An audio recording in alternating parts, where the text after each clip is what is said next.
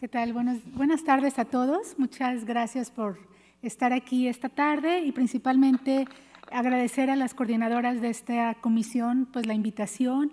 Estoy muy contenta de estar con ustedes y principalmente de poder hablarles desde la perspectiva de género y principalmente desde la geriatría. Yo creo que una de las especialidades que ha tomado relevancia en los últimos años es justamente esta, la geriatría. No voy a hablar específicamente de la feminización de la especialidad, pero sí decirles que es una especialidad que cada día se interesan más las mujeres por ella. Y ahorita vamos a tocar algunas de las entidades frecuentes en la geriatría que vemos y por qué entender este fenómeno de la fragilidad permite incluso hacer estas diferencias de género y principalmente como especialistas cómo podemos abordarlas desde etapas tempranas. Este es el índice de la charla para el día de hoy, donde hablaremos algunos rasgos epidemiológicos, algunas características fisiopatológicas. Me gustaría presentarles las diferencias entre los hombres y las mujeres con este fenómeno de la fragilidad, para finalmente llevarnos como mensajes prácticos y principalmente por la presencia de jóvenes médicos y principalmente por a donde va enfocado este foro, que es a la medicina general, pues entender que este fenómeno o este síndrome geriátrico es frecuente y lo más importante, se puede prevenir y se puede revertir. Quiero decirles que la fragilidad en geriatría o este concepto que no solo en geriatría ha tomado relevancia, también otras especialidades se están interesando por ella, la oncología, la neurología, pero también los cardiólogos, pues ayuda de alguna manera a identificar a estas personas mayores en riesgo. ¿De qué? Porque es un estado de vulnerabilidad. Vean que cada uno vamos a envejecer de forma diferente. El envejecimiento es un proceso heterogéneo.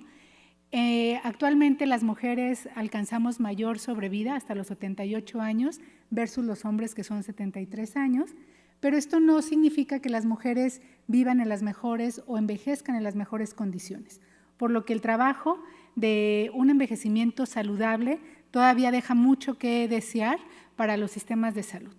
Quiero decirles que este concepto ha ayudado justamente a identificarlo, a saber qué es una persona mayor frágil, a no pensar que cualquier persona que llega a nuestros consultorios caminando lento, encorvado, usando un auxiliar para la marcha, necesariamente es frágil, o aquel paciente que llega a una sala de hospitalización con una neumonía, necesariamente es frágil.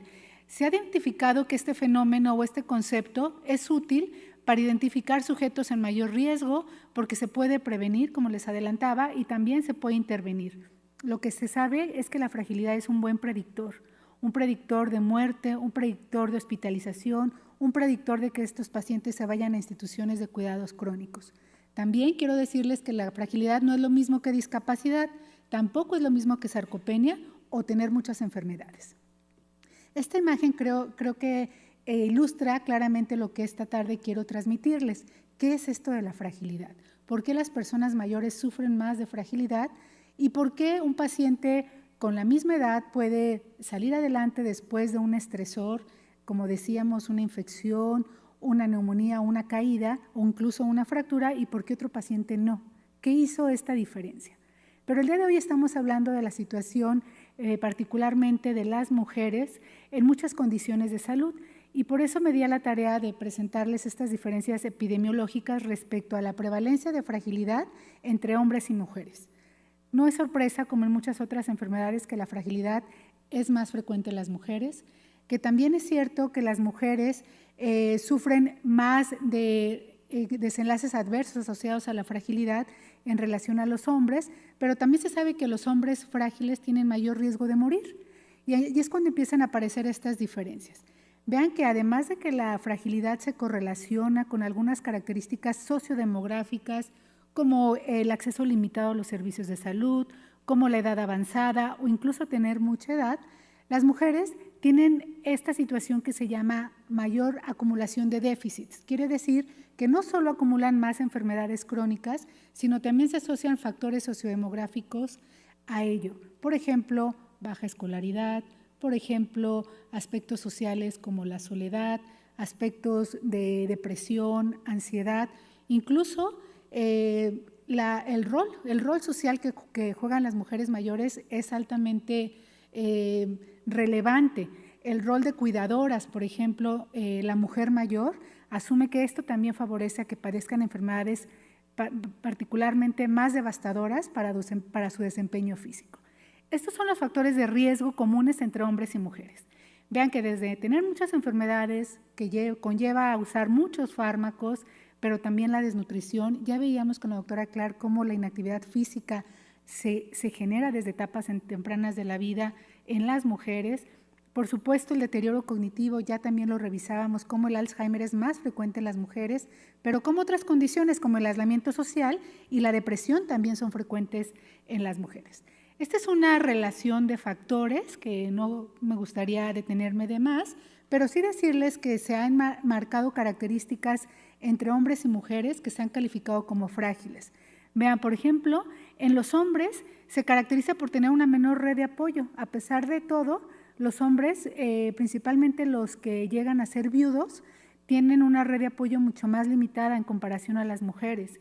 Respecto a la polifarmacia, se ha visto que esta es mayor en las mujeres, pero sí la depresión, sí los desafíos de la independencia son más frecuentes en las mujeres, pero también los hombres mayores pues están en riesgo de tener este fenómeno.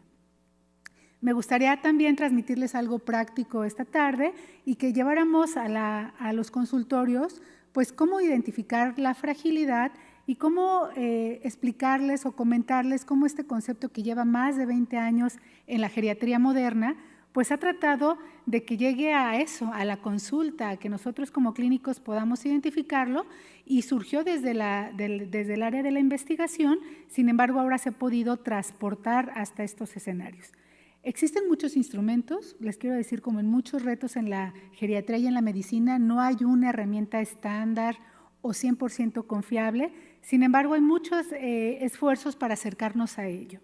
La fragilidad fenotípicamente esto es una persona mayor que reporta extenuación, que reporta este cansancio, que tiene esta pérdida de peso involuntaria, que ya les decía, esta forma de caminar de las personas mayores lenta, la baja actividad física, y ahora lo que se conoce de una medida objetiva de fragilidad es la fuerza de prehensión. Ya los geriatras, además de tomar los signos vitales, tomamos la fuerza de prehensión como un signo vital geriátrico para saber qué tanto la composición corporal está afectando a esta funcionalidad de estos enfermos. Inicialmente, en el Cardiovascular Health Study se describe la fragilidad fenotípica diciendo, con 3 criterios de esto, el paciente, la probabilidad de ser frágil es muy alta. Con 1 o 2 es un paciente prefrágil y si no tienes ninguno es robusto. Ojalá fuera todo tan objetivo y tan fácil de evaluar. Se ha tenido que dilucidar en qué papel juegan los otros determinantes sociales de la fragilidad, donde entra, por supuesto, el estado cognitivo, los aspectos sociales, los factores ambientales, y entonces quedarnos solo con el fenotipo biológico o físico de la fragilidad, pues no ha sido suficiente. Y por eso vienen otras corrientes que ha tratado principalmente Canadá con Kenneth Rothwood de estimularnos a ver a la fragilidad como un cúmulo de déficit y que otra vez se insiste, como una buena historia clínica y una buena evaluación geriátrica te puede dar esta riqueza de variables, de información, donde tú puedes determinar a un paciente como frágil, prefrágil o no frágil. Y sí, es el cúmulo de déficits o de enfermedades o de síntomas, incluso de parámetros laboratoriales que ha podido marcar la diferencia entre un paciente con mayor déficit o menor déficit a ser un sujeto vulnerable y en mayor riesgo de fragilidad. Pudiéramos pasar varios minutos explicando este índice, solo quiero ponérselos de antecedente para decirles que se ha discutido en la literatura científica, bueno, cuál es mejor, cuál es peor, cuál predice y cuál podríamos utilizar los clínicos. Y a esto hemos llegado, a esta mnemotecnia de Frail, que son 5 componentes para que ustedes puedan identificar un paciente mayor frágil con estas 5 preguntas. En las últimas 4 semanas, ¿qué tanto tiempo se ha sentido fatigado? ¿Tiene dificultad para caminar, para subir 10 escalones? ¿Tiene dificultad para caminar 100 metros, 2 cuadras sin descansar?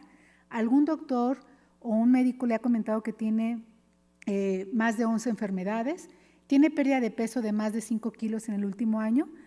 Es verdad que puede ser rápido y posiblemente no todos nuestros pacientes entren aquí, pero este índice se ha estandarizado, se ha validado y se ha podido utilizar para diagnosticar la fragilidad de forma práctica, considerando con 1 o 2 puntos prefrágil y más de 3 puntos frágiles. ¿Es recomendable entonces tamizar fragilidad en las personas mayores de la comunidad o en las personas mayores que llegan a nuestras consultas? La respuesta es sí. Las guías internacionales de geriatría lo recomiendan hacerlo al menos una vez al año en todas las personas que rebasen los 70 años. También quiero decirles que existe una base fisiopatológica que enmarca todo este fenómeno de la fragilidad. Aquí, en este ciclo tradicional que todos los especialistas en geriatría conocemos, donde sí esta pérdida de peso involuntaria, por qué se ocasionó, si esta fue una desnutrición crónica la que generó esta sarcopenia, esta disminución de la reserva homeostática, esta disminución de la fuerza. Por supuesto que hay parámetros funcionales a nivel de la composición de oxígeno y saturación del mismo. Por supuesto que te lleva a un fenotipo clínico como esta velocidad disminuida, esta falta de energía, que va sustentada por estos cambios fisiopatológicos, desde una disfunción mitocondrial, la neurodegeneración, la senescencia celular, la disminución de células madres características, por supuesto la metilación y el daño en el DNA y la alteración de la autofagia. Todo esto en el centro de una respuesta al estrés alterada por una inflamación crónica, un eje hipotálamo-hipófisis disminuido y un aumento de cortisol, que es como el eje inflamatorio característico de la fragilidad, aunado, por supuesto, a la genética y al ambiente y a la comorbilidad del fenotipo que previamente les he comentado. Es así que la fragilidad pues, puede ser un desenlace, podríamos decir que tendríamos que evaluar a nuestros pacientes antes de que lleguen a ello, eso sería lo ideal, que tenemos cambios neuroendocrinos claros que se han identificado predictores de la fragilidad donde podemos incidir, pero donde finalmente todo converge en el envejecimiento, en la inflamación crónica, en los genes, por supuesto, y no podemos dejar fuera el cerebro y, por supuesto, el estrés y a lo que todos los días reconocemos como carga alostática que vienen recorriendo estos enfermos. La fragilidad, entonces, podría en este momento decirse que es un factor pronóstico. Les puedo decir que sí, la evidencia lo sustenta. La fragilidad te lleva a mayor riesgo de morir, de institucionalizarte, de tener discapacidad. Nosotros nos hemos podido acercar a las prevalencias e incidencias de la fragilidad en mexicanos. En esta encuesta nacional de salud y envejecimiento en México, que seguramente han escuchado hablar de ella porque es un marco de referencia en envejecimiento, pudimos estimar la fragilidad. Nos reportamos una prevalencia mucho más alta que en otros países, pero lo más interesante es que pudimos ver en la parte longitudinal que la fragilidad sí predice desenlaces. Aquí aumentó el riesgo de morir 2.2 veces comparado con un paciente no frágil.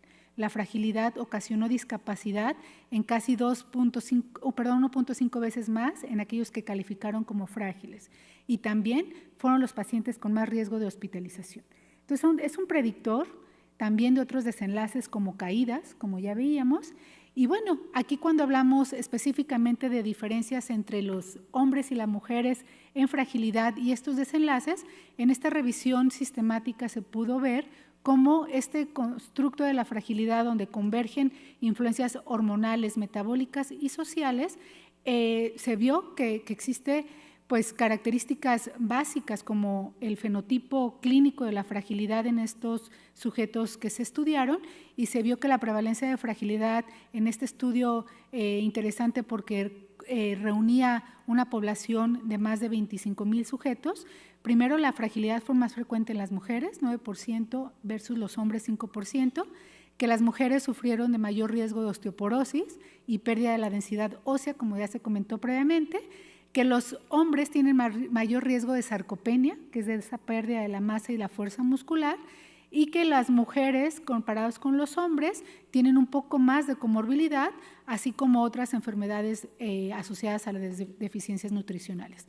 La conclusión de este estudio es que las mujeres tendrían que tener un enfoque particularmente en salud ósea y prevención de la osteoporosis si queremos prevenir la fragilidad, y los hombres, estrategias para mantener la masa y la fuerza muscular. ¿Qué les parece? Bueno, para la parte final de esta charla quiero pues no dejar de mencionar qué podemos hacer de intervenciones y llevarnos un mensaje muy práctico no tanto o no solo para nuestros pacientes, sino también para nosotros mismos, porque estamos en una etapa en la que podemos modificar la forma de envejecer, modificar el envejecimiento y, ¿por qué no?, pensar en un envejecimiento saludable. El ejercicio sí, pero ¿cuál ejercicio? Hay también mucha evidencia que soporta que el ejercicio ayuda a prevenir la fragilidad, ayuda a modificar la fragilidad. Esos pacientes que ya caen en fragilidad pueden regresar a prefrágil o pueden no ser frágiles. Y vean que ejercicios, ¿cuáles? Pesas ligeras o de bandas, 2 a 3 veces por semana, flexiones de brazos, extensiones de piernas, equilibrio, combinarlo, se llama ejercicio multicomponente, con tai chi, con balanceo de pie, por ejemplo, la marcha lateral, balanceo 10 segundos, el aeróbico, y siempre incluir caminata, bicicleta, y quizás una receta práctica serían 150 minutos por semana en todos los pacientes. No importa la edad, no importa la condición física. Claro, por supuesto los cardiólogos o existiría alguna condición que tendría que individualizarse, pero la verdad es que son muy pocas y los 150 minutos por semana es una recomendación consistente en muchas de las guías de especialistas. La caminata moderada, díganle a sus pacientes, empiece 10, 15 minutos a la semana, al día, o 5, y luego vamos aumentando progresivamente. ¿Qué les puedo decir de la nutrición? La suplementación proteica, esa es la clave, si queremos prevenir la sarcopenia y la fragilidad. Incrementa la fuerza y la masa muscular, vean la recomendación de proteína por kilo día, es de 1.2 a 1.5.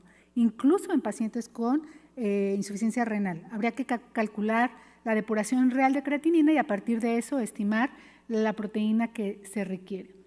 Otra estrategia es fraccionar, evitar que estos pacientes desayunen galletas con café. Necesitamos ofrecer proteína en la mañana, proteína en la tarde y proteína en la noche. La síntesis proteica se tiene que favorecer y se tiene que distribuir en las 24 horas del día o las 12 horas que comemos. Por supuesto, mejorar la fuerza muscular a través de la vitamina D. Hay estudios controvertidos, pero siguen siendo una recomendación latente, al menos los requerimientos básicos de la vitamina D, siempre en las personas mayores. Hay modelos de dietas específicos en fragilidad y en condiciones cardiovasculares que ahorita no voy a tocar de más, pero pues sí, hay modelos en otros países como la dieta mediterránea que se ha visto que disminuye la inflamación y mejora la función física. Pero la estrategia efectiva es nutrición, ejercicio para preservar la mayor capacidad funcional. Existen agentes farmacológicos emergentes, no quiero dejar de mencionarlos. Metformina, se han hecho muchos estudios en modelos animales, potencia efectos antienvejecimiento, reduce procesos inflamatorios y mejora la homeostasis metabólica. Los senolytíticos, viene el boom de los senolytíticos, vean que se ha visto algunos como desatinib, quercetina, que están todavía en modelos fase 1, fase 2, como estas grandes terapias antienvejecimiento que deberán pues, esperar sus desenlaces. Hay muchas terapias en investigación, hay estudios preliminares prometedores. Finalmente, decirles que la fragilidad podría resumirse en 3 niveles de prevención. En la prevención primaria, fomentar la actividad física, reducir el aislamiento social. En la prevención secundaria, detección temprana para prevenir desenlaces como caídas. Y en la terciaria, sí trabajar mucho la rehabilitación y la nutrición en estos enfermos que llegan a las salas de hospitalización. Como conclusión, quiero pues transmitirles este mensaje. La fragilidad es un síndrome clínico, es complejo, denota un incremento de vulnerabilidad en estos individuos o en estas personas mayores, que hay factores de riesgo como las enfermedades crónicas, las deficiencias nutricionales, que se comparten en ambos sexos con alta comorbilidad en ambos, que si un tratamiento diferenciado es lo que empieza a surgir en los estudios longitudinales, por ejemplo, priorizar la masa ósea en la mujer y en los hombres el mantenimiento de la masa muscular, pero finalmente llegamos a lo que yo creo que muchas de las doctoras concluyen esta tarde, un abordaje personalizado, adaptar el tratamiento a cada género es clave para mejorar la calidad de vida en las personas de la tercera edad. Muchas gracias por su atención.